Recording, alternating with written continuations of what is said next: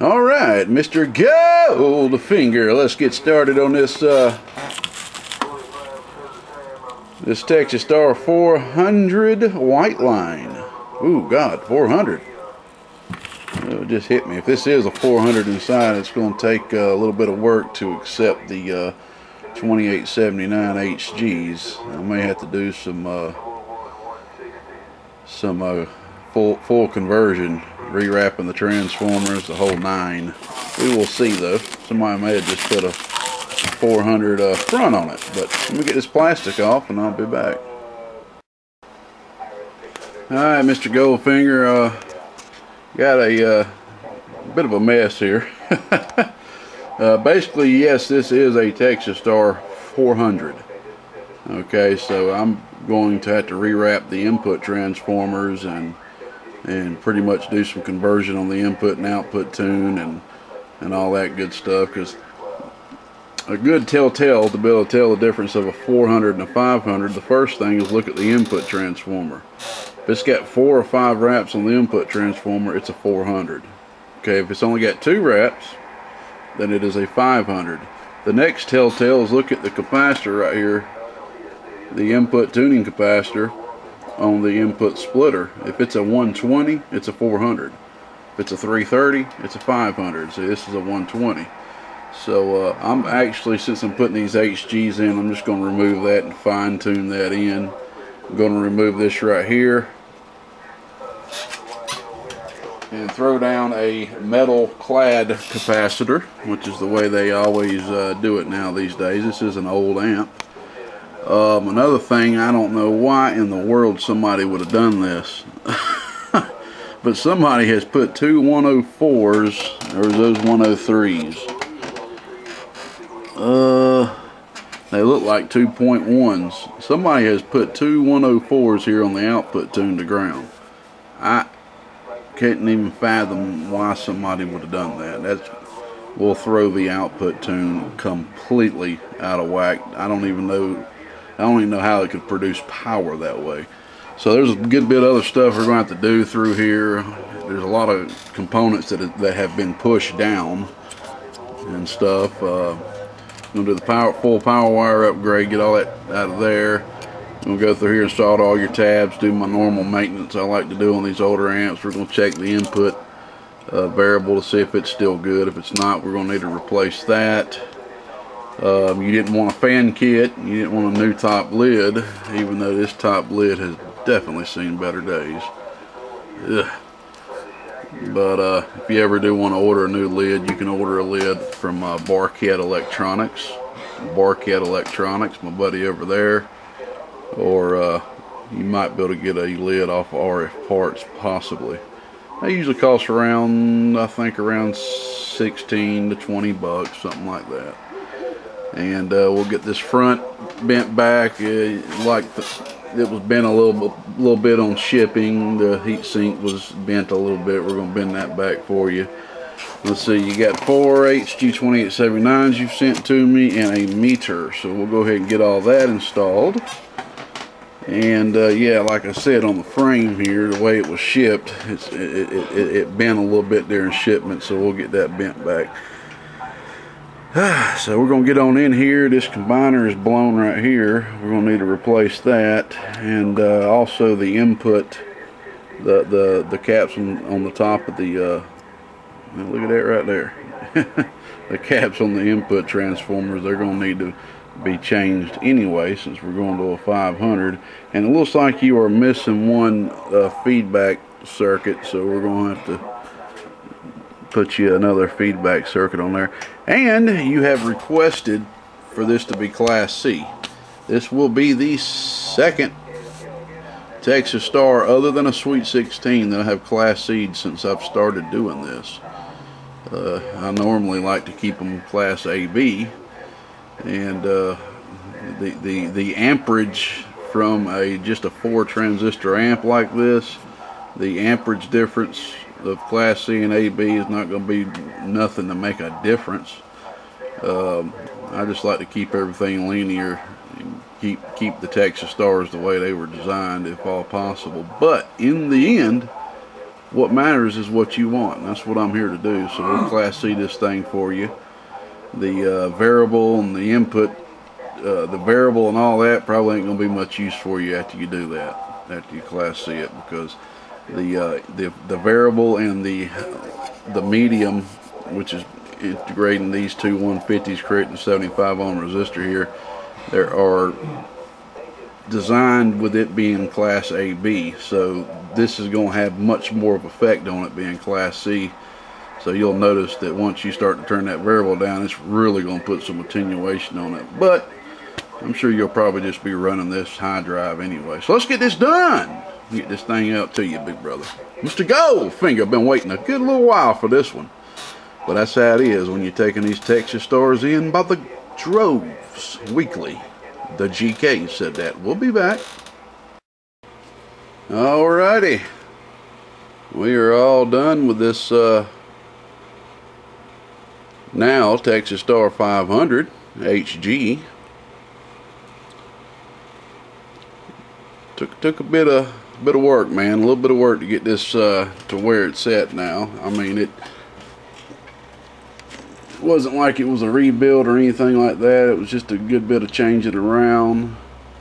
There were two different types of troubleshooting involved, which I will go and explain here.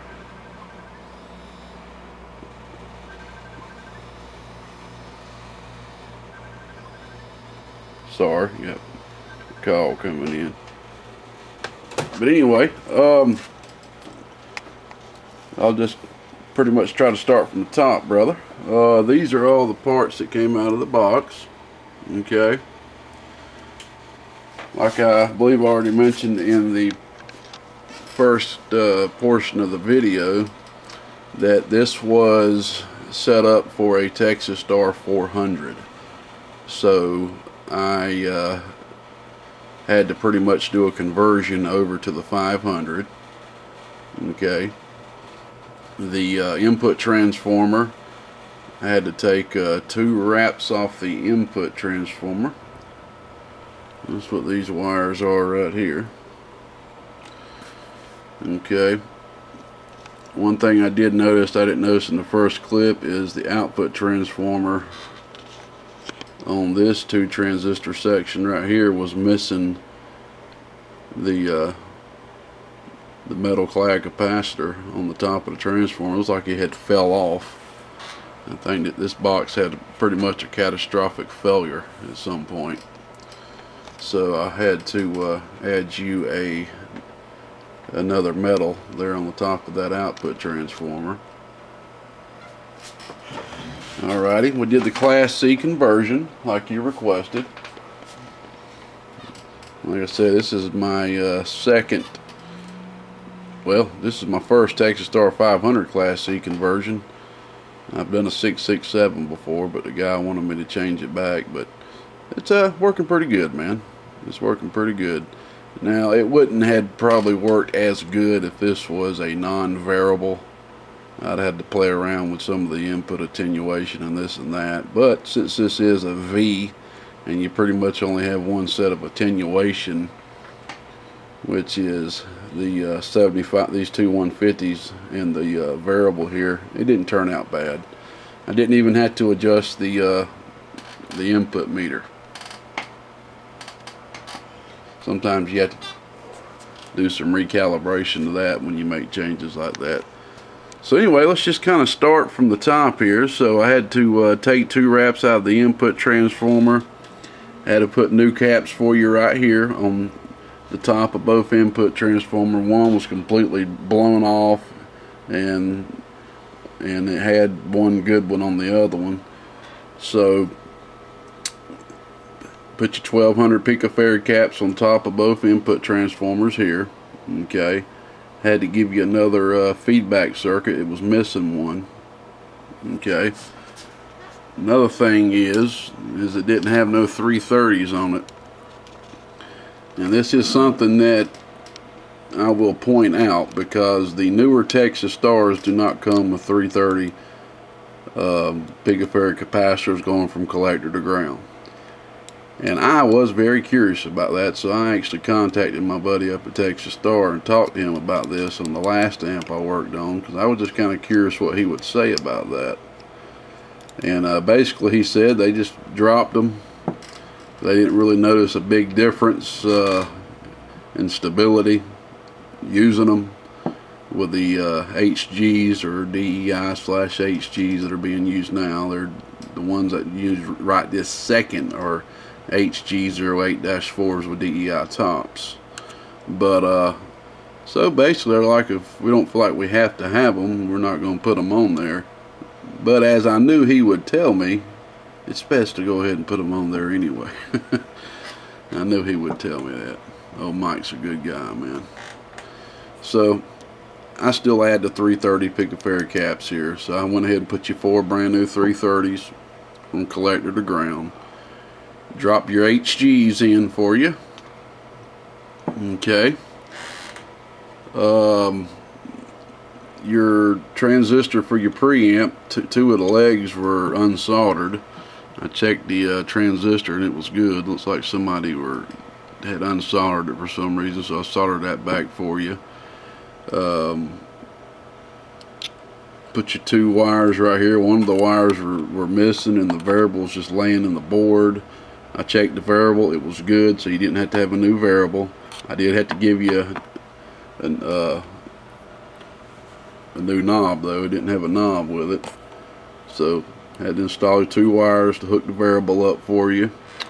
Went ahead and soldered all your tabs, which is something I always do with these older style Texas Stars.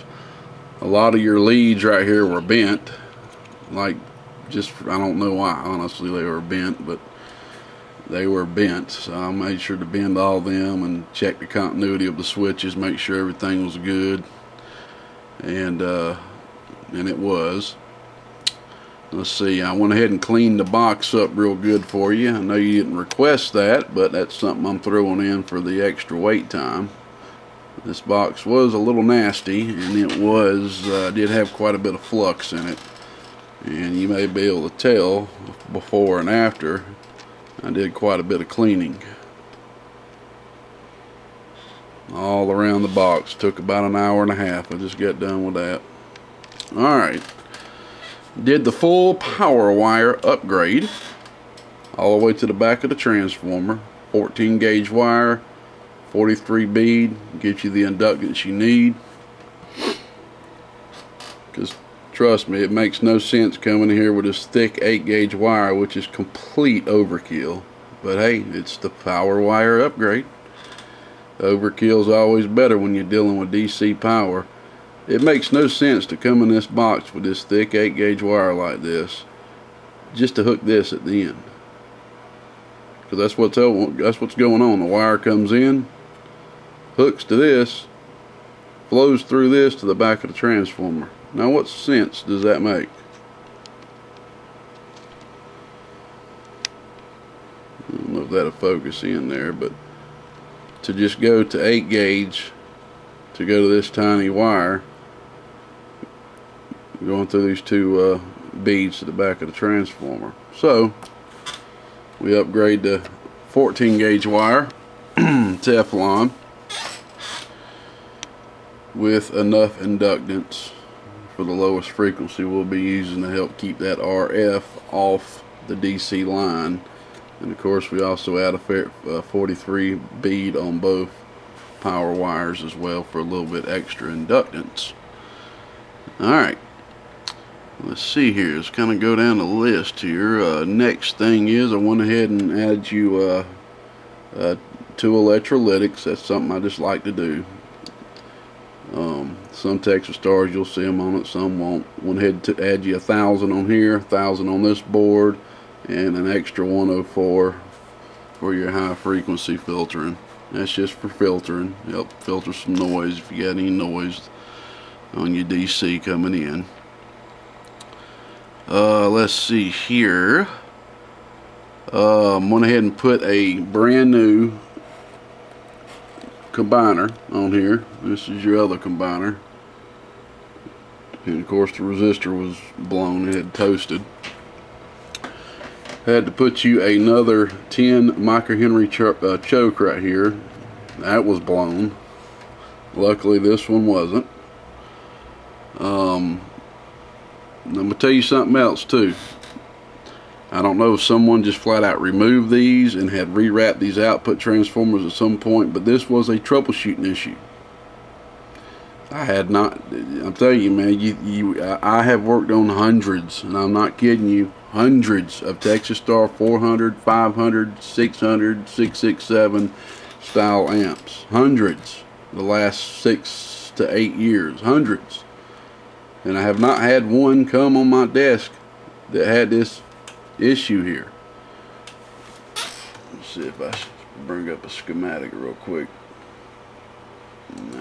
I don't have it brought up anyway. Let's see here. This is just for reference. If somebody else comes across this, because you know, I don't think to take a look at this because I'm so used to every Texas Star having these particular ceramic discs in the circuit. I've never had one come through that didn't have it in. But for some reason, it looks like that someone, well, it's going to be one or two things. Texas Star did it, or somebody else did it. No way for me knowing. I would probably lean towards somebody else doing it.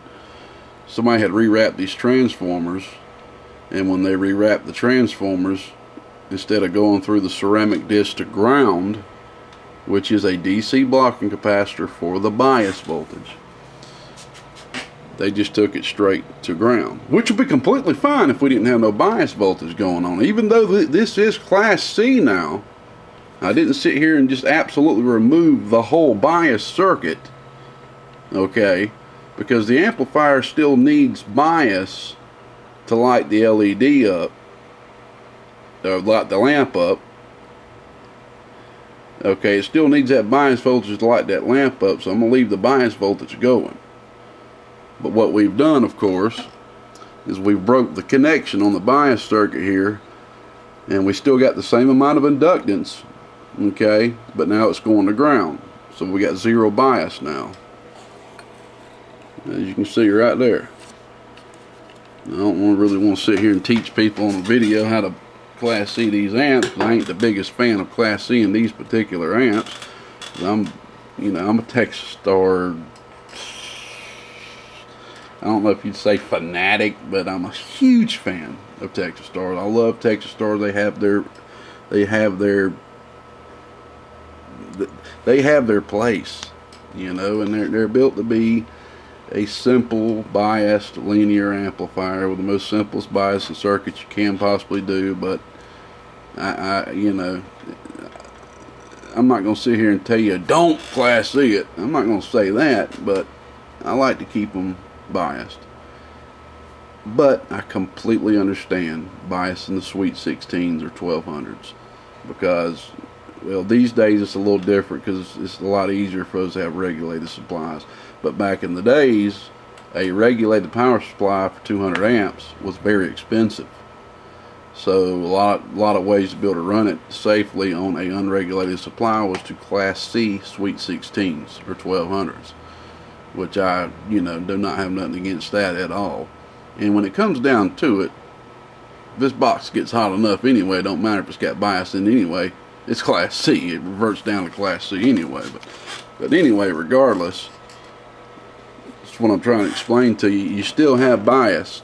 The B plus flows from this relay to the 10 microhenry choke. When the relay engages, it is flowing up under this board down to this area right here, and it's still going through the sandbar resistors and everything, but the circuit cuts off right there at that point. Okay, so there's no bias going to the actual transistors, and as you can see, this choke did go to there, which connects to the bias circuit, but it is now moved over to ground. So to say that, I had to say this. Let's see here. I'm going to try to talk while I'm bringing this up. I have the whole CB Trick site actually backed up. I mean the absolute whole site, every file on my hard drive, but it's just quicker for me to bring it up like this. I just wanted to show you here in the schematics. Alright, as time goes on, I catch myself having to not look at these less and less and less, but like a time like this, I was so glad to have them. We'll see if I can't zoom in and show you here what I want to show you.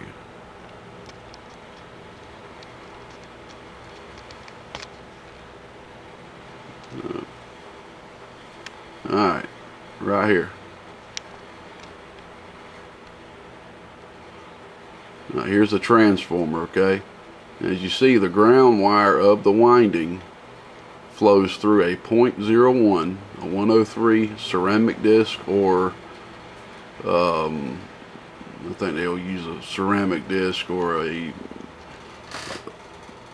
might be a monolithic, I can't quite remember, but pretty much a 0.01 capacitor to ground. Okay, and it's the same thing down here for the other output transformer to ground. Alright, well this amp did not have these on it. But the person that worked on this before, instead of adding them on it, remember in the first video when I said somebody put two 104s or two 103s on the output tune to ground. That ain't gonna, well, it's because I didn't look at it good enough with the light.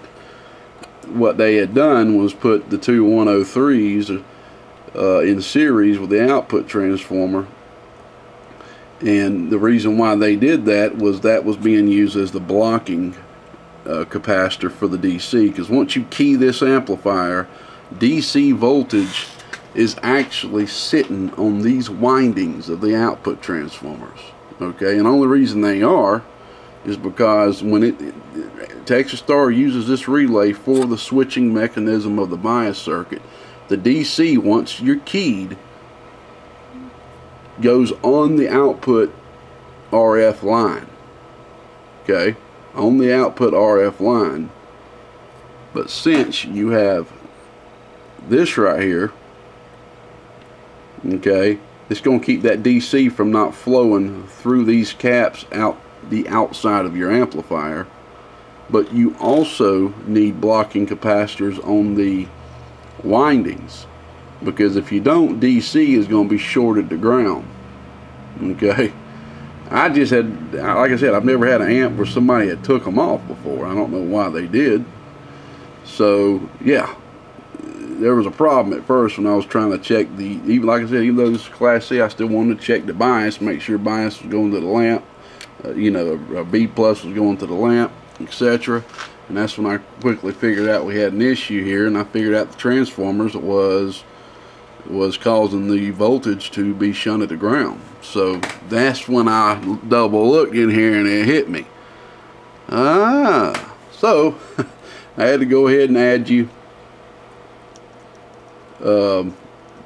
two blocking capacitors to ground. I put two 3 kilovolt 103s.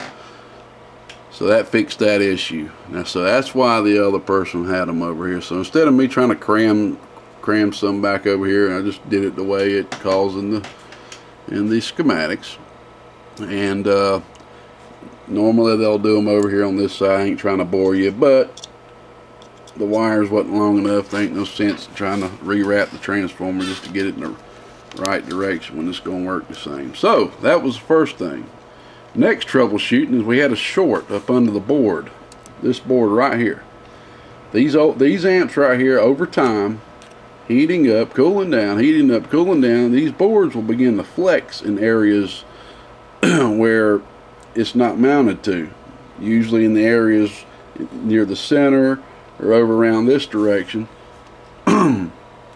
So we just had a simple short, and luckily I've dealt with so many of these shorts, I knew where to locate it and quickly fixed it so that would not be shorting against the frame of the case. On the older Texas Stars, like the 600s, where you're dealing with possible negative ground, you could have short to the case and not know it, because the case was not grounded to the DC. It was kept isolated.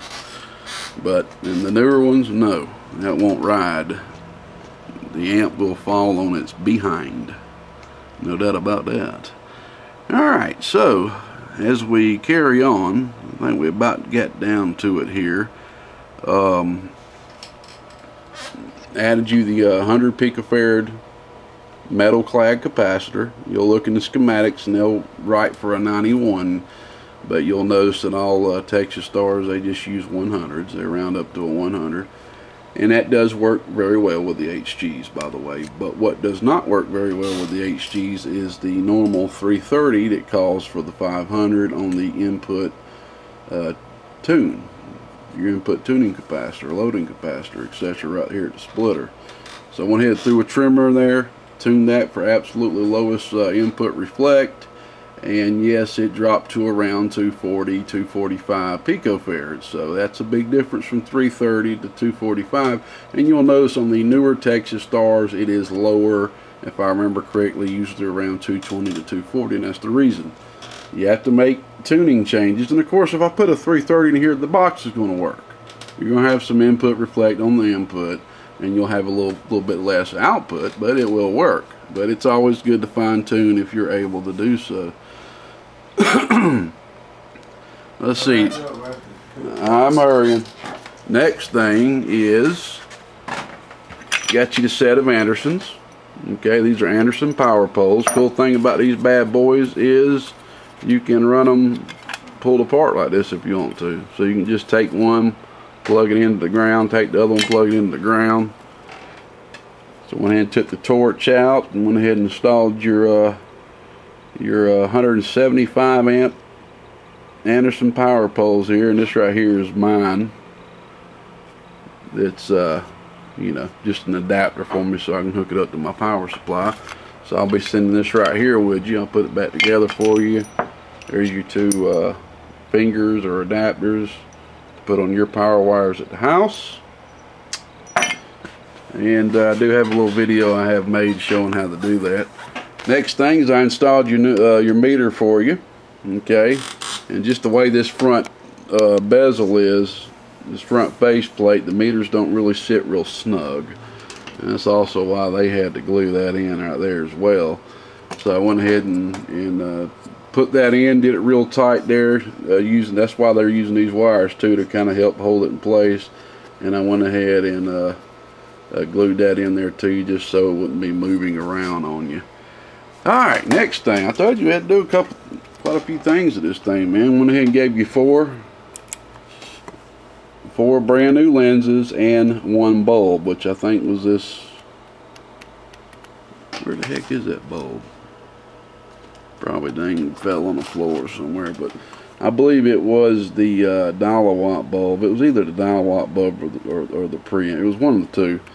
One of the bulbs were out, so gave you 4 new lenses, one bulb. And I believe that sums it up right there, brother. Like I said, cleaned it up real good for you. If I think of anything else, I'll point it out. But she's done, man. Oh, only other thing I will mention is this heat sink was bent, this was bent, frame was bent. I bent all that back in place as good as absolutely possible. And yeah, man. And of course I did my little thickening up on the solder on the output, and that's just something I always like to do. You ain't gonna really tell no difference. To me, if you get to run these boxes real hot, or get to run them for a while, the length that the output has to travel from here to here on this thin, paper thin, this will begin to warm up. I've tested it. And that's why I always like to get down here and just thicken it up with some solder. It's just something I like to do to help it stay a little cooler. I haven't seen you lose power not doing that or nothing, but it's more of you want to keep everything as cool as possible and get the heat out of it as much as possible. Alright, bud.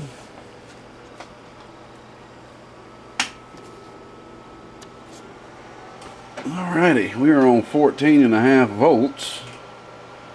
Just hitting it with the bench radio, 4 watts RMS drive, okay, which comes out to about 18 to 20 watts PEP. And this thing is doing exactly what a Texas Star 500 is supposed to do.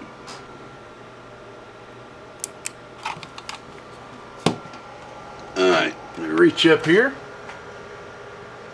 500 watt slug, PEP.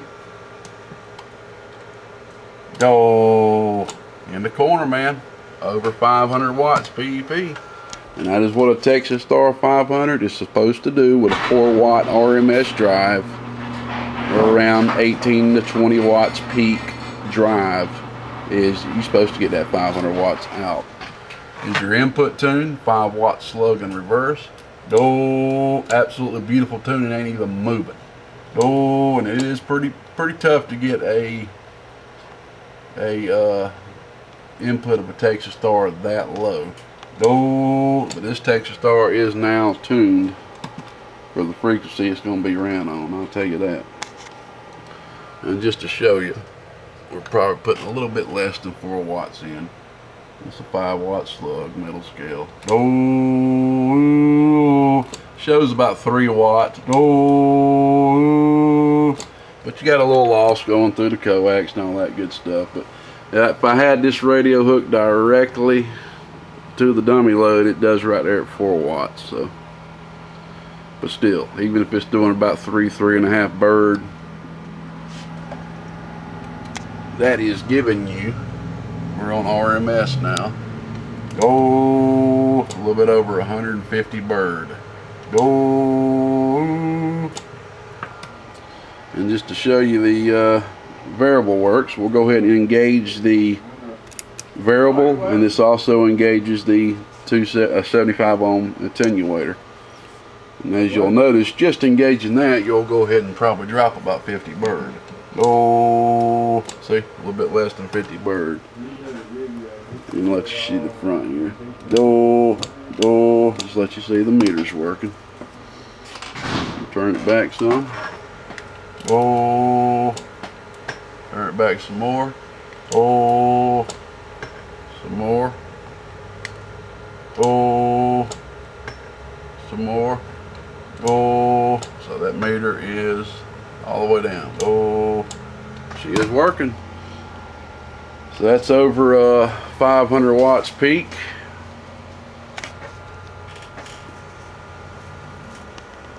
If you want to, just for the fun of it, let me hook up the 1000 just to see what she's doing on the peak side on the 1000. 14.5 volts. So we got 1000 watt slug now, PEP. So we're looking at the bottom scale. Go, look at that. Is that about 560? Let me see. Go, almost 600. Absolutely beautiful. All right, brother. Put you a little bit more drive in this thing, man. You could get her up to around a kilowatt, but I'm gonna go ahead and tell you, with these being HGs, you can't beat the heck out of these like you can with Toshibas. If you do, it's gonna work. It's gonna work. It's gonna work. But you're gonna start valuing down them HFEs, and once they get into the single digits, you're gonna have a transistor to fail. And guess what you're gonna have to do then? Replace all 4 transistors. So it's best just to run it easy. Enjoy your 500-600 watts. That's what I would do if it was mine. But it's yours. You can do as you wish with it. Enjoy it, have fun, and it should last you a long time, man. I got a lot of Texas Stars out there with HGs that have been working for over, what, 2 years now? That are still out there rocking and rolling. Thanks for hanging in there with me. Mr. Goldfinger. I'll go ahead and get this top put back on there and the wires wired back up. Again, you know, it's somebody wanted a fan on there pretty bad, and they did not have the proper tools to do it, so I don't know how they done that, but they made it happen. But if you ever want to buy you a new lid, you can get one off Barkett Electronics RF Parts. I think we were going to do you a fan kit, but you changed your mind. But you can throw you some fans up under there, man. Keep this thing good and cool. So you have a good one, Mr. Goldfinger. Thanks for hanging in there with me. 73s. The GK said that. Bye-bye.